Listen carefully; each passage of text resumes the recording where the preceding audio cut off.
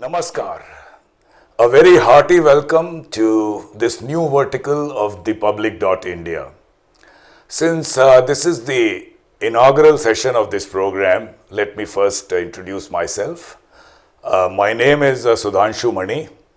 I have been a railwayman for life. I retired on the 31st December of 2018 as the General Manager of Integral Coach Factory, Chennai.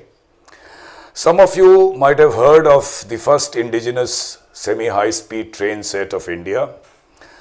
This train was from concept to design, engineering and manufacture was done entirely in the country in my leadership in ICF. After retirement, I've been involved with some activities with Anand Vardhan Singh, who, as you know, is the creator of this channel. Activities like organization of Awadh Conclave and some panel discussions on this channel. It was his idea that a news analysis program in English should also be started in this channel, and we have decided to start it with a weekly program, and we'll look at the frequency as we go along. The format that we will follow for this program is that we'll pick up one or two news items from the week gone by and analyze the same. So friends, I hope this will be a happy journey for me and for you viewers. In the program today, we have picked up the news about labor reforms, or rather suspension of labor laws which are being done by various states, and also certain flip-flop related with the issue like the one about migrant workers commission in Uttar Pradesh and so on. Well, labor laws is a subject which is under debate for decades. There is one view that our labor laws have been a stumbling block in encouragement of investments and expansion of industries. They have said that because of the rights which are enshrined in the labor laws, there have been many instances of deindustrialization in certain regions and areas. One example which is frequently quoted is Kanpur. This used to be a hub of certain industries, and it used to be called the Manchester of the East. But over the years, after the rise of militant unionism, the city has lost most of its industry. It's an industrial graveyard, and only a rump of the Manchester of the East. Well, I'm not saying that this has happened only because of militant unionism. There were other reasons certainly, like poor infrastructure, Inspector Raj, unscrupulous handling by the industrialists. But at the same time, certain labor activities can also be traced back to the origin of the problem. Now, what's happening today? We are analyzing that. Unfortunately, most of the political parties, rather all political parties, have lacked the will to touch the labor laws. Post-COVID, which is not a good sign, but because of the post-COVID problems, suddenly we find that many state governments have become very active, and it has resulted in suspension of labor laws and of course some modifications. So we have to see today whether these actions are going to actually encourage industries to invest in the states concerned, or these measures may result in exploitation of labor without a matching improvement in investments. So look at the labor laws. Labor laws are a concurrent subject in Indian Constitution. So first thing we have to see is, in their overzealousness to attack the labor laws for changes, there is no use making those changes which come in conflict with the central laws, because these infringements would result in legal challenges And the good intention of inviting industries or expansion of industries would be stillborn or rather counterproductive. So that's the first thing we have to see, that all these changes which have been done, whether they would stand legal scrutiny. Another aspect, the labor law suspensions which have been done, if you would have read in the news, are all time bound, 3 years, 1,000 days and so on. Now this is not going to work. If indeed labor laws need change, then they have to be of permanent in nature, because if you make it temporary, the impression conveyed is that the labor laws were fine, but only because of COVID problem we are making certain changes. So that leads to uncertainty and imponderables in the laws and is hardly conducive for any major investment to come. So first thing is, if you do have the gumption now to go ahead and change the labor laws, then it should be of permanent nature. Let's look at the laws. There are some 45 to 50 central laws, and depending upon the state, some 150 to 200 state laws.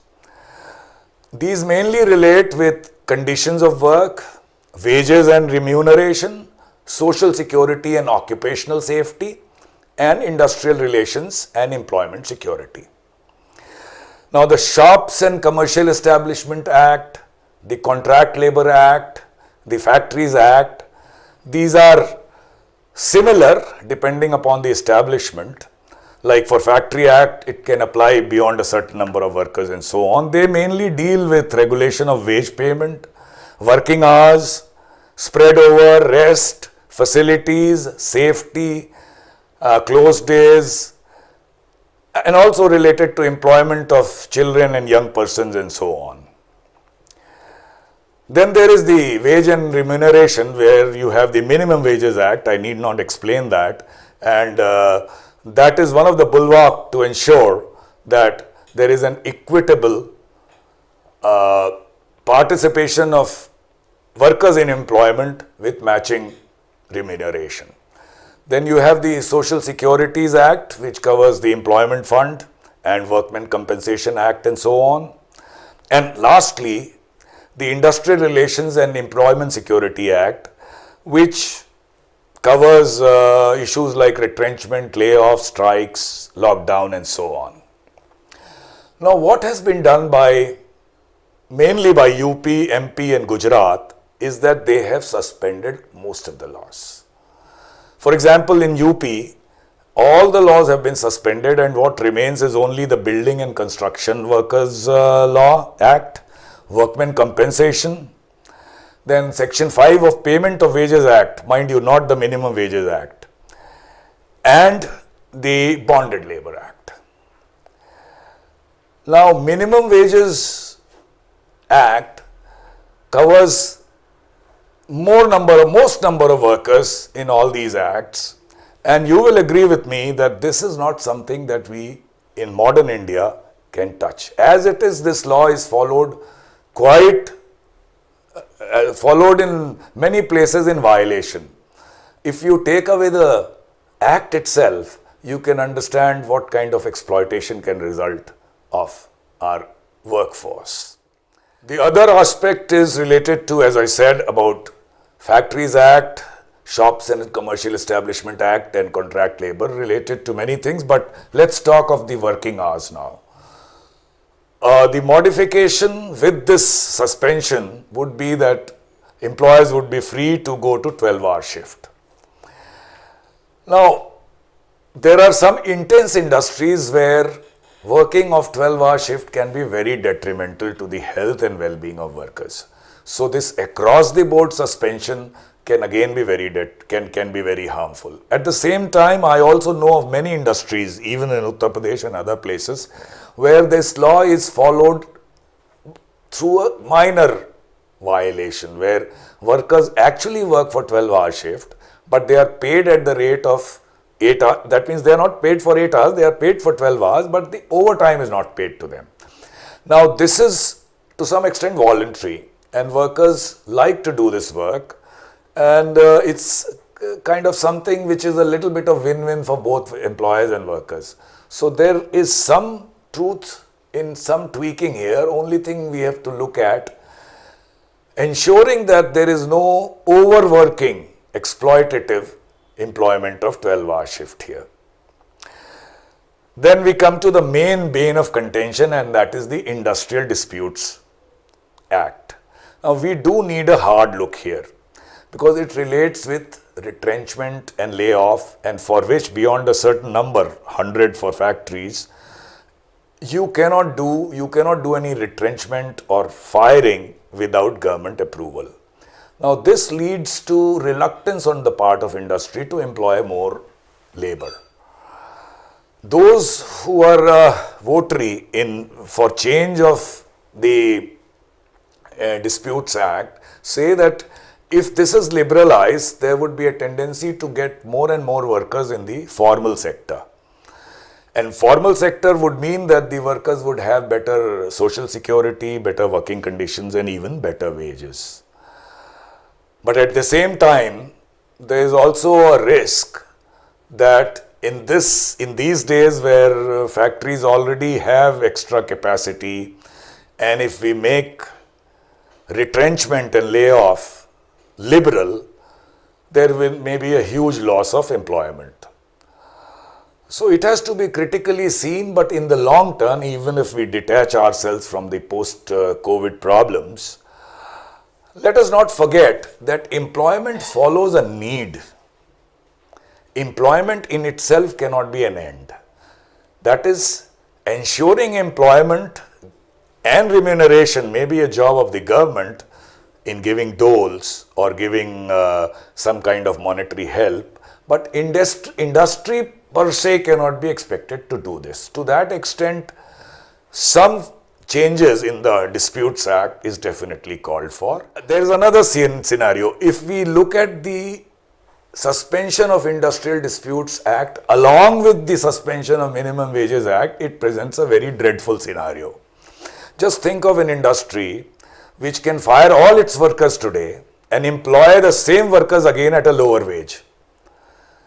So this has the double whammy of exploitation, and in this situation workers may not have any redressal machinery at all because laws have been suspended.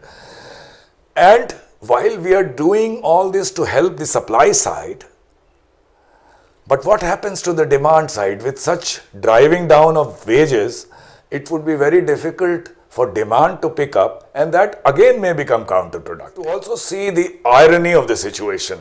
If you remember, at the start of lockdown, the government had announced that nobody would lose his job, and industries were asked to make full payment.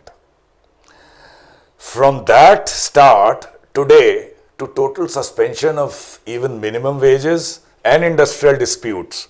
Now, isn't it a complete 180-degree turn from what the government said in the beginning of lockdown and what may be the ground situation today? Now, the whole idea of modifying the Industrial Disputes Act is that more and more workers should come into the formal sector. The actual situation you see today is that over the course of last 15 years, the number of non-contract workers, casual workers, even in organized sector in India has gone up from 35% to 55%. Now this is a very poor trend because, as you can understand, the misuse of all laws, or rather defiance of all laws in the sector for non-contracted workers, casual workers in India is prevalent. And they are the segment we have to look after.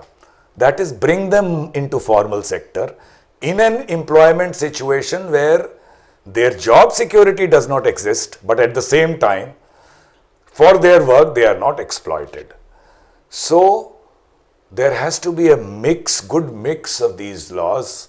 That is, revision of Industrial Disputes Act, but under no circumstances should we be suspending important laws like Minimum Wages Act. Now, some states have more liberal laws compared to other states. That data is available.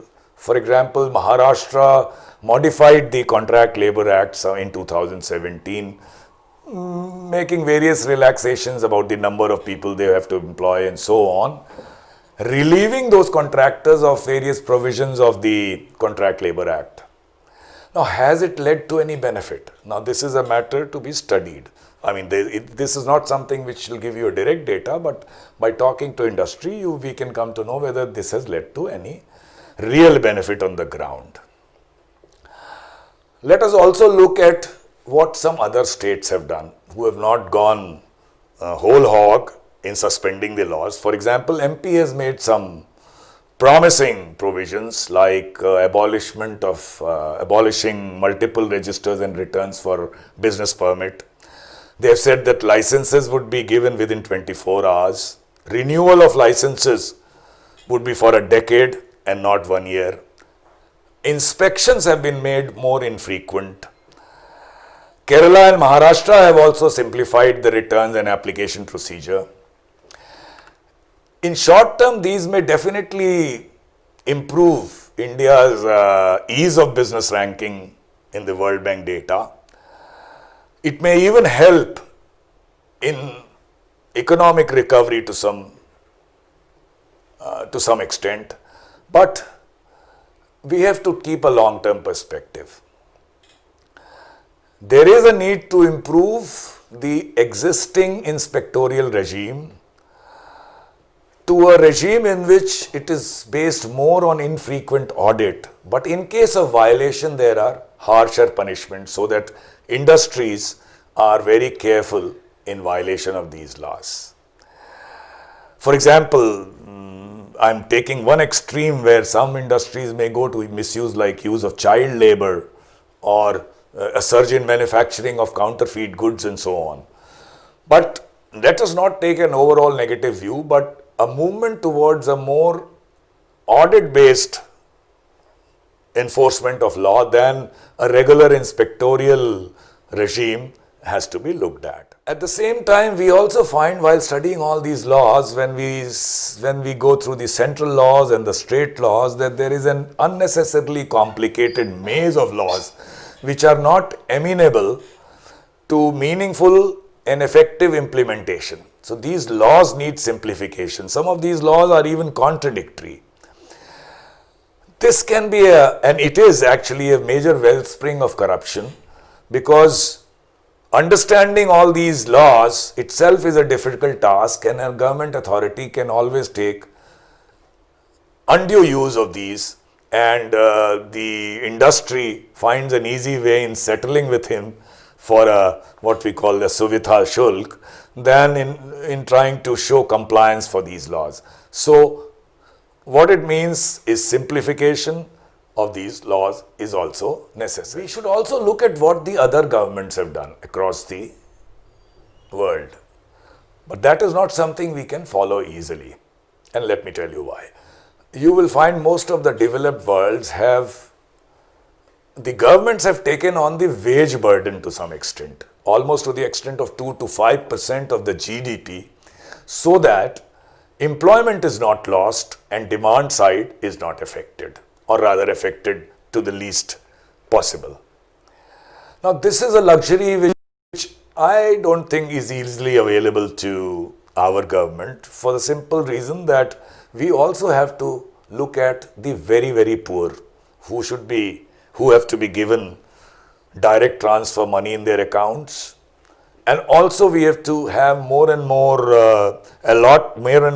allocation of fund for schemes like MNREGA, because it's a matter of sustenance for these kind of population. I'm not even counting them as people on which labor laws will apply. So that's an option which is not readily available to our government. So summing up, I would say that in my view, what the governments of all the states with the association of central government has to do with the following.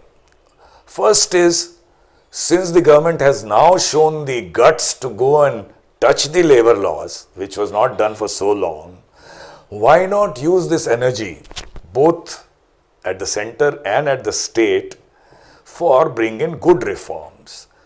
and long-term reforms, not temporary reforms that the state governments appear to be doing. I mean, the good news was that the dirty bathwater of our labor laws was thrown away, but unfortunately these governments have also thrown away the baby along with the bathwater. Then, as I said, there are too many laws and more uniformity, except some which would be dependent on the region.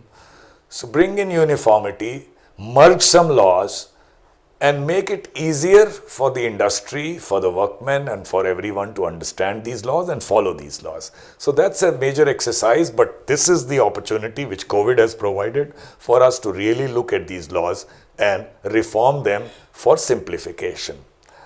Then, as I said, we must relook strongly at the Industrial Disputes Act, because those who are employed should not be exploited, but the industry cannot be an agency to guarantee employment. Then some relook at the working hours without an exploitative system where in intense industries also workers are forced for a 12-hour shift, but some relook at their working hours would be beneficial. So I hope governments move in this direction. Another issue which is not directly related with labor laws is that it's not just a matter of touching the labor laws. The industry also face a big problem of lack of skill set among workers. So that for employment generation and employment enhancement is also the job of the government to skill our labor force in various areas and make them more employable. In this direction, again arising out of COVID pandemonium, I cannot credit the government of some original thinking and doing it proactive, but in any case, be that as it may, arising out of the COVID problem, governments are taking some action. For example, the Uttar Pradesh government decided to set up a migrant workers commission. Now the idea was good. They said they would register all of them. There would be a skill mapping. The whole idea should have been, and I'm sure it was, to facilitate employment of these migrant workers. But where did it get lost? The first message that came out in the media was that anybody who would employ any worker from Uttar Pradesh, outside Uttar Pradesh would need the permission of Uttar Pradesh government. Now, what kind of legal guarantee, in what way can you ensure this? And what's the idea?